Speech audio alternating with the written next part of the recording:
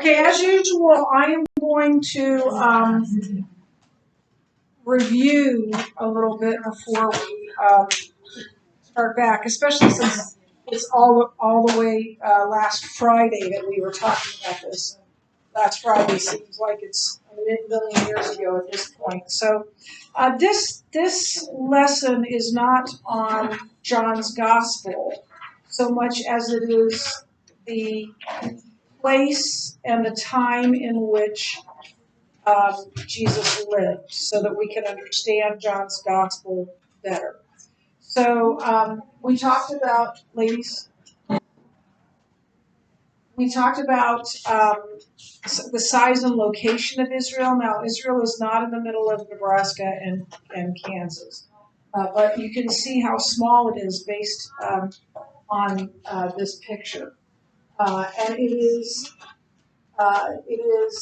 north of Saudi Arabia, south of Syria and Turkey and Lebanon. You'll see a closer map in a little while that will show you that. So Israel is a small country, but it's an important country because it is the Israelites are God's people. And he placed them there. Remember, he promised that he would take them to a land flowing with milk and honey. And he did that.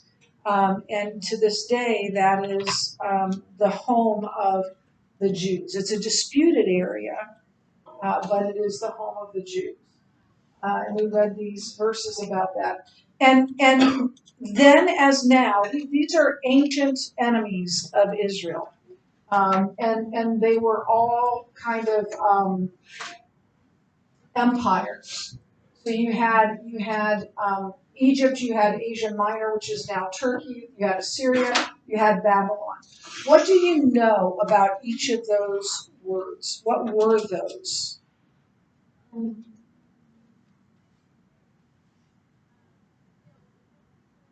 They were all empires that at some point were ruling over Israel.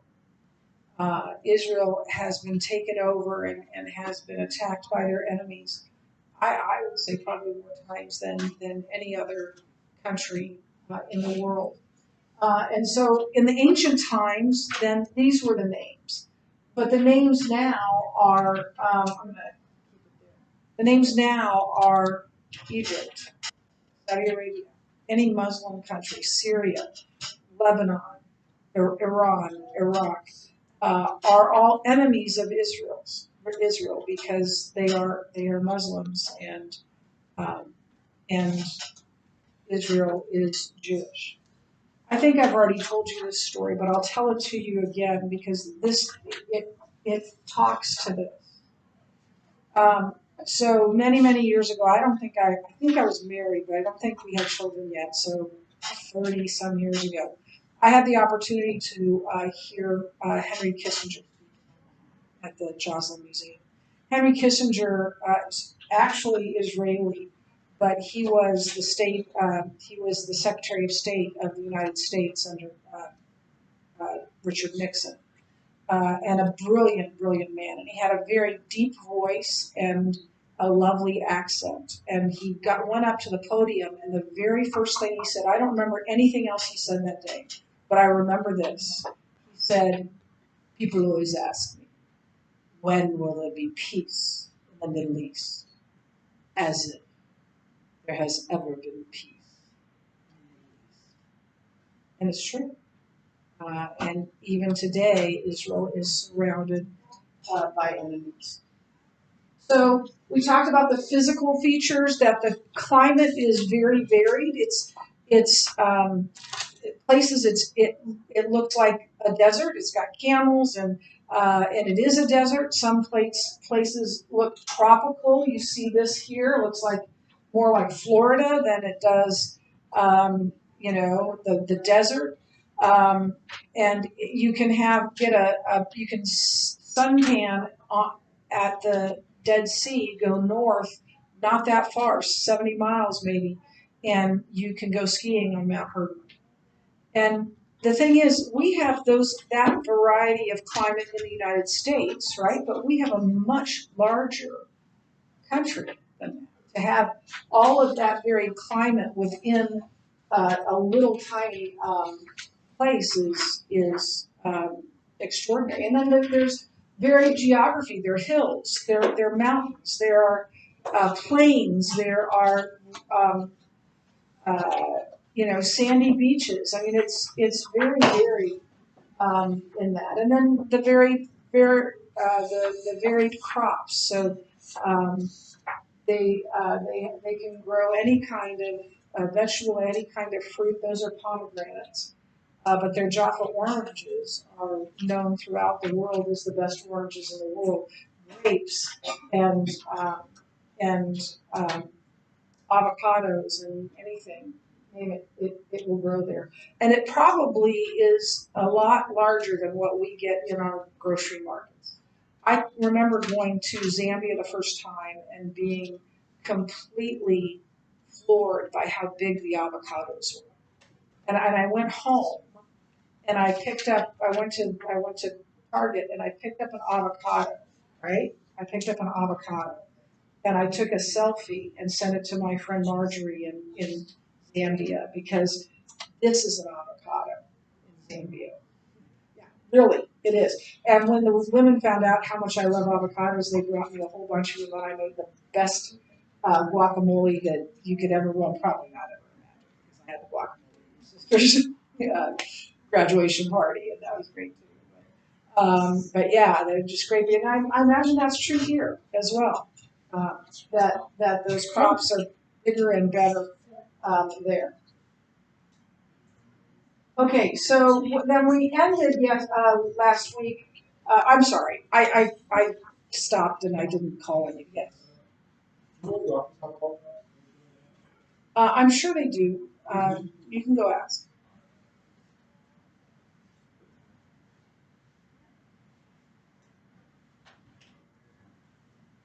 So these are the political divisions of Israel. So the areas, the geographical areas.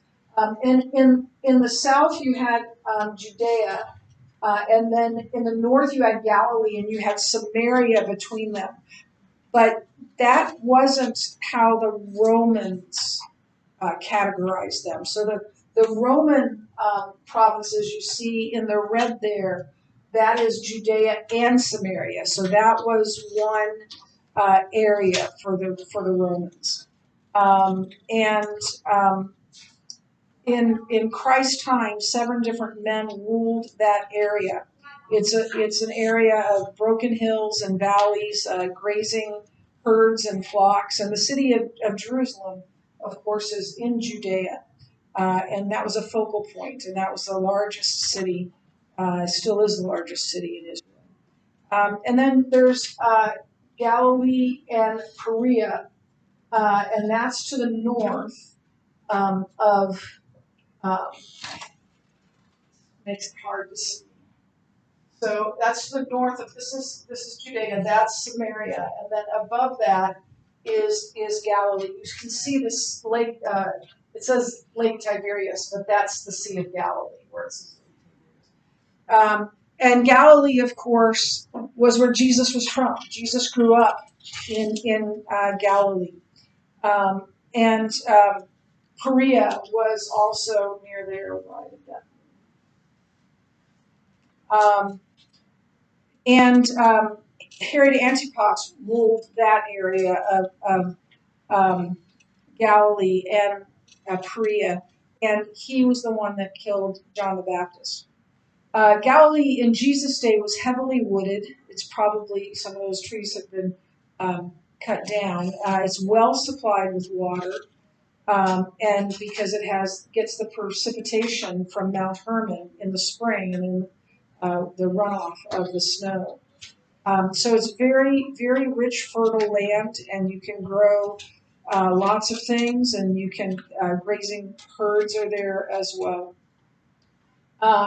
And then you have Iturea and Trachonitis. So Trachonitis, excuse me. So that's the area that yellow circle, that doesn't look like a boundary, does it? It doesn't look like the boundaries of anywhere. And that's because the Itureans were nomads. So they didn't say, this is our land, we're staying on this land. They just moved around in that area. And that was Iturea. Trichonitis was in that area as well. And then here, you can't really see it. I wish they'd use like better colors, but here's Perea. And then here's Decapolis up there. Decapolis was a conglomeration of 10 cities, Deca 10, Polis city. So 10 cities. Do they have it? Do they have it? I haven't been. Um, so, um, and they were somewhat independent, although they were not ruled by Rome. They had Roman oversight, but they were largely independent, and they were interconnected with one another, and that was Decapolis. And the coins of the ancient coins that have been found kind of prove that they had some sort of autonomy. Now, this is new stuff. We're going to go through the geographical divisions of Israel. We're going to go from west to east. We're going to start at the Mediterranean Sea, and that's where you find the coastal plain. So you see the coastal plain starts where the Mediterranean ends. And then it's anywhere from 6 to 20 miles wide, depending on where you are. And it stretches from the Mediterranean to Mount Carmel. You might remember Mount Carmel and Elijah, I believe it was, either Elijah or Elisha. Elijah, it was Elijah. And there's great, it can range from 6 to 20 miles wide, and it's very fertile farmland. In fact, it's the most coveted land, and it's a small, it's a very, narrow area, but it's very desirable because you can grow anything on it. And some of the richest soil is there, but also the most expensive land to own or to buy. The second area is the Shephelah. And the Shephelah, so from the Mediterranean, you can see the elevation is going to go up from the Mediterranean all the way through Israel. And the Shephelah is just rolling hills. I don't know if you've ever been to Colorado. I remember the first time I went to Colorado, I think it was, I was a junior in high school, and maybe just finished my junior year. And I remember getting to Colorado and like, okay, mountains, and we're driving and we're driving and we're driving and we're like, I don't believe there's mountains here. Where are the mountains? We've been driving for 3 hours. I haven't seen a thing. Especially back then when the speed limit was 55 miles an hour. By the way, I lived in west of Denver, and when I'd come home to Bellevue, the speed limit was 55 miles an hour. It just took 4 hours to get home. So I didn't get in trouble. It's these rolling hills, and after a while, the eastern part of Colorado looks just like Nebraska, but then after a while, you start getting these hills, these rolling hills, and it's somewhat similar to that. They're kind of the foothills of the mountains. Low hills that range between 500 and 1,000 feet in elevation. You can grow olives, grapes, grain. It's great for pastoral farming, meaning farming animals, cows, sheep, goats, that sort of thing. But it also served as a buffer zone. Anybody know anything about the Philistines? What do you know about the Philistines?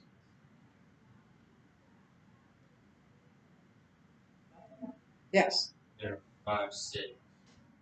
They were what? 5 cities. Okay, 5 cities of Philistines. Who's the most famous Philistine in the Bible? Goliath. They were seafaring people. They lived on the coastal plain. Most Jews lived in the Cisjordan Hills. So this area, the Shephelah, is right smack dab between the coastal plain and the Cisjordan Hills. So for a long time, it served as a buffer zone for Israel from the Philistines. They still fought each other, but it served as a buffer zone. And it was a much disputed area as well, because both the Philistines and the Israelites wanted that area. And then the next one is the Cisjordan Hills. We'll talk more about that name in a little bit here. But these are the hills that are most commonly associated with the history of Israel. If you're reading a story in the Bible, it is quite likely that that story is taking place in the Cisjordan Hills. If it's in Galilee, that's Cisjordan Hills. If it's in Jerusalem, it's the Cisjordan Hills.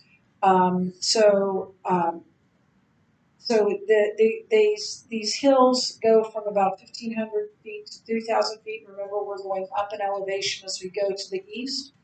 And then the elevation also increases going to the north, where it can be the mountains can be as many as 10,000 feet in elevation. Now, that doesn't seem like huge mountains to us, because Colorado has, 21,000, 24,000 foot mountains, but for Israel, those were big mountains. So the Jordan, we're going to talk a little bit about the Jordan Valley. The Jordan Valley is an important place in Israel, and it stretches. It's the area it's the Jordan River and the area on either side of that river. Remember, it goes north and south. And it stretches, the valley stretches from the Sea of Galilee in the north to the Dead Sea in the south. The Jordan River starts at the Sea of Galilee and ends at the Dead Sea. It's only a small section of one of the most remarkable geographic depressions on Earth. At its full extent, it's known as the Afro-Arabian Rift. It's a fault.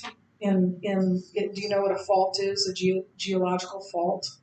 That's what causes earthquakes when the Earth the plates don't quite fit together.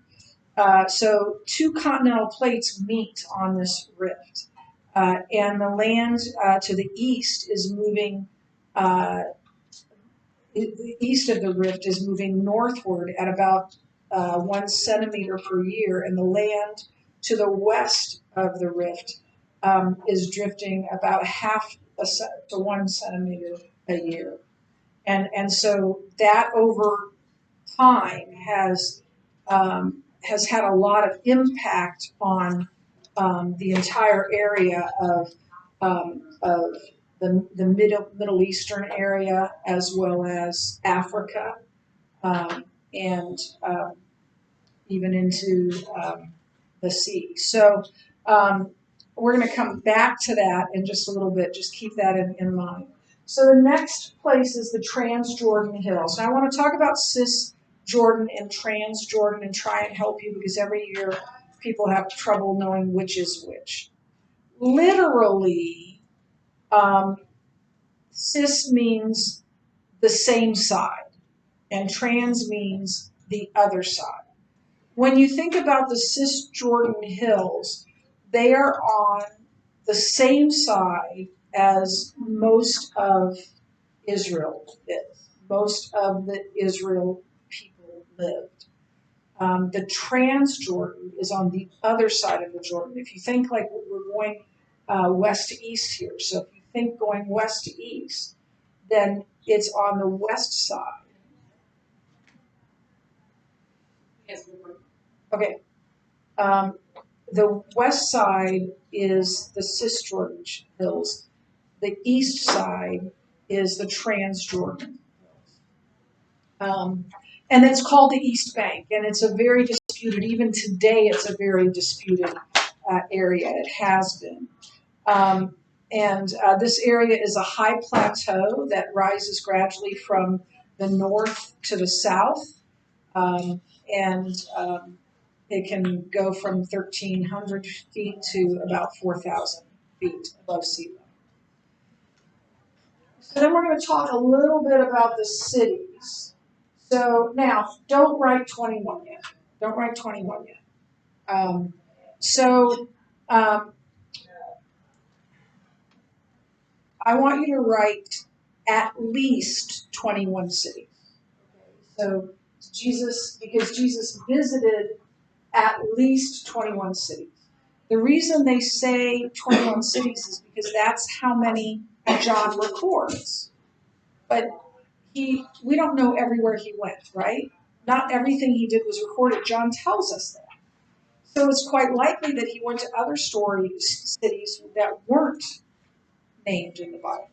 So at least 21 cities. And most of those would have been in either Galilee or in Judea. And as we walk through John, you'll see where some of the cities that he went to. So John records 21 cities, and most of these cities are located in the Cisjordan Hills on the west side of the Jordan River. So that's our little bit of geography and history.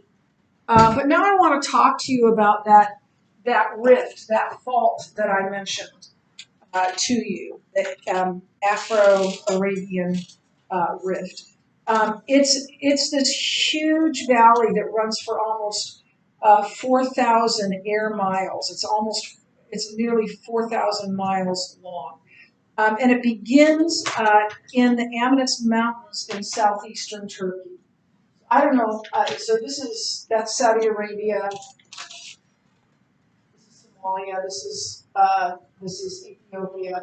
And I don't know why they just put that there, because I want to show you so much more. I really don't know why they did that. So I did this last night. And so it starts in the western mountains of Turkey, and it goes through Syria and then down through Jordan and Lebanon, and then down through Israel. It goes through the Sinai Peninsula, and then it hits the Red Sea, and it goes down to here, and then at this point it splits into Ethiopia. And I wanted you to see that, so I did a second map. So it splits there, and then once again, I don't know how far it goes out into the Indian Ocean, but it goes through, I want to make sure I get all of these. It goes through Ethiopia, Kenya, Uganda, Tanzania. That's what my friend Marjorie calls it, not Tanzania, Tanzania. I think it's a better way to say it. So, she's Malawi, and Mozambique, a total of 4,000 air miles, or 1/6 of the Earth's circumference. This one fault, this one rift,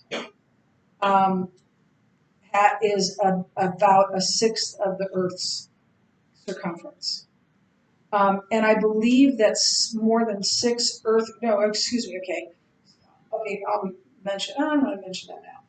Between 200 and 300 earthquakes are recorded daily along the river.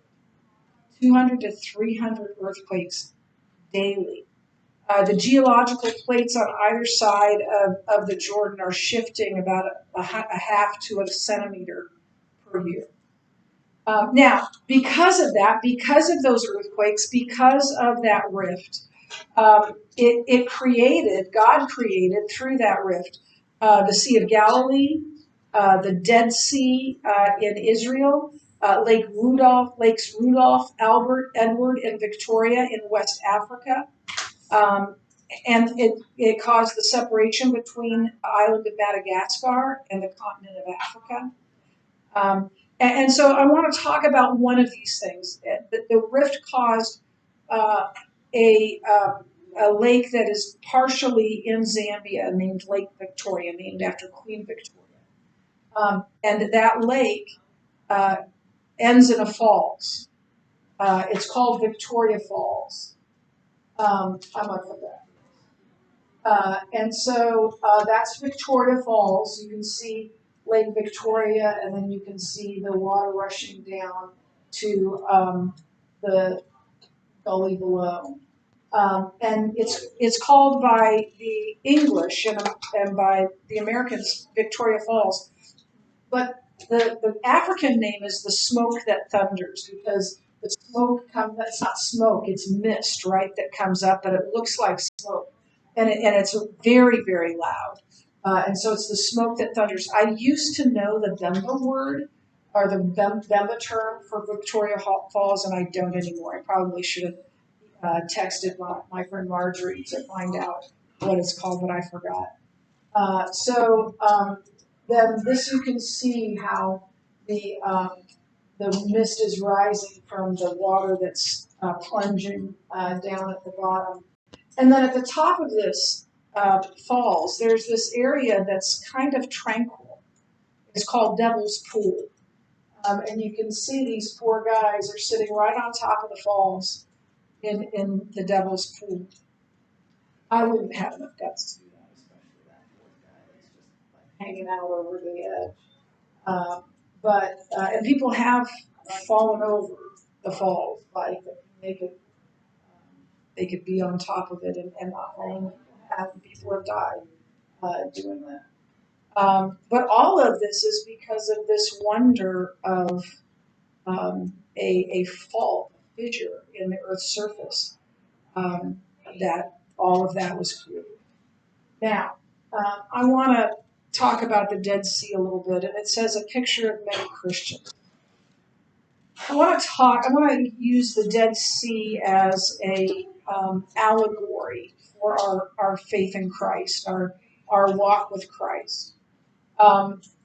Because some Christians are like this. So the Jordan River, which is fresh water, right? It's fresh water, it's good water, right? So the Jordan River empties a steady stream of fresh water into the Dead Sea at an astounding rate every day. Yet the sea is almost solid salt. Could you, Joshua, could you please? Wow. It's almost completely salt. Nothing can live in it. No vegetation grows within miles of its shores. In fact, the salt content is so high, it's difficult to swim in. And tasting the water of the Dead Sea burns the tongue for several minutes, and drinking it can be deadly. So how is it that fresh water flows into the Dead Sea every day, and yet it stays as salty as ever?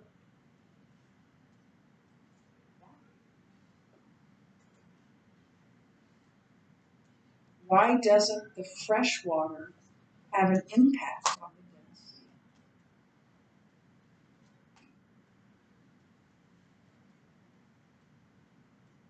Yes, that's true, but that's not why. Where does it go after it enters the Dead Sea?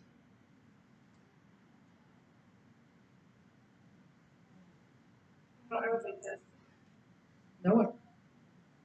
Nowhere. There's no outlet. The salt flows in, but it can't flow out. It just stays. Can I be really honest with you? I have your permission to kind of challenge you a little bit. You are getting fresh truth into your hearts, not just from every single one of your teachers, every single. It flows into you. That was me at your age. I was at youth group, I was at church, I had Christian parents, and I was getting fresh truth, and it wasn't going anywhere. It was like one ear and out the other. And when we hear the truth, we're responsible.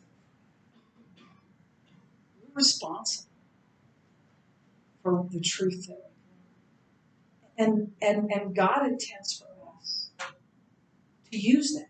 Not only in our own lives, yes, in our own lives, to live as Christ lived, to love one another, all those things, but also for us to tell others. And if followers of Christ are not going to tell people who don't know Jesus about Jesus, who is? The way to have a growing, vibrant, living relationship with Jesus is to take what's being given to you and do tell others. Walk with Christ. Um, so,